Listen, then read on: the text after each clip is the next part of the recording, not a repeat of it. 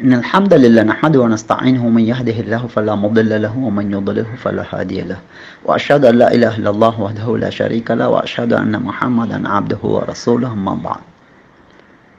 ஐத்தாவில் இருந்து வெளியில் வரும்போது ஏதேனும் சட்டங்கள் உண்டா? எப்படி வெளியிலே வருவது என்பது பற்றி தெளிவுபடுத்துமாறு அடுத்ததாக ஜேர்னி ஆஃப் லைஃப் குழுமத்தினூடாக அடுத்து முன்வைக்கப்படுகின்ற கேள்வி இந்த கேள்வியாகும். ஐத்தா என்பது கணவனை இழந்துவிட்ட ஒரு பெண் அல்லது கணவனால் தலாக் சொல்லப்பட்ட பெண் அல்லது கணவனிடமிருந்து தலாக்கை கேட்டு பெற்றுக்கொண்ட ஒரு பெண் திருமணம் முடிக்காமல் இருக்கின்ற காலப்பகுதியை ஐத்தா என்று சொல்லப்படும். இந்த இத்தாவுடைய காலப்பகுதியில்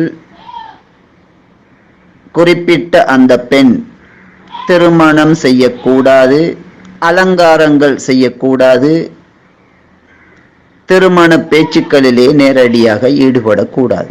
இது அல்லாமல் இத்தா என்பது வேறு எதுவும் கிடையாது. ஆனால் சமூகத்திலே பருவ வயதை அடைந்த ஒரு முஸ்லிமான பெண் கடைபிடிக்க வேண்டிய அந்நிய ஆண்களுக்கு முன்னால் அணிகின்ற ஆடை ஹிஜாப், இதனை வளமையிலே அவர்கள் கடைபிடிப்பதில்லை. கணவன் மரணித்து விட்டால் அல்லது தலாக் சொல்லப்பட்டால் மட்டும் இஸ்லாம் சொல்லியிருப்பதை விட இன்னும் மேலதிகமாக இறுக்கமாக வீட்டிற்குள் திரைகளை வெளியிலும் ஏற்படுத்தி இதிலே பல சட்ட சம்பிரதாயங்களை இவர்கள் செய்கின்றார்கள். இது இத்தாவின் போது செய்ய வேண்டியவை என இஸ்லாம் சொன்னவை அல்ல. இப்படி இருக்கின்ற சட்டத்தை மாற்றி இல்லாதவற்றை சேர்த்து இத்தா என்ற இந்த இஸ்லாமிய கடமையோடு அதனை திருப்பிப்படுத்தி இருக்கின்றார்கள்.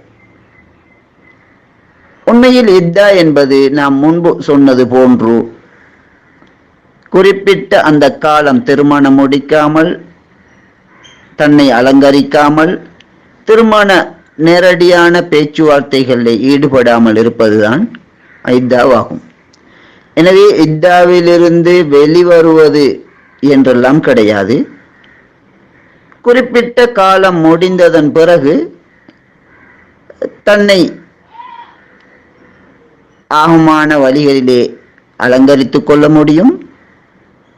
திருமணம் முடிக்க வேண்டும் என்ற எண்ணம் ஏற்பட்டால் அந்த இத்தாவுடைய காலம் முடிந்த உடனேயே திருமண பேச்சுவார்த்தைகளை ஆரம்பித்து அல்லது அந்த நாளிலேயே திருமணம் முடிப்பது கூட ஆகுமானதாகும். எனவே இத்தாவிலிருந்து வெளிவருவது என்று சொன்னால்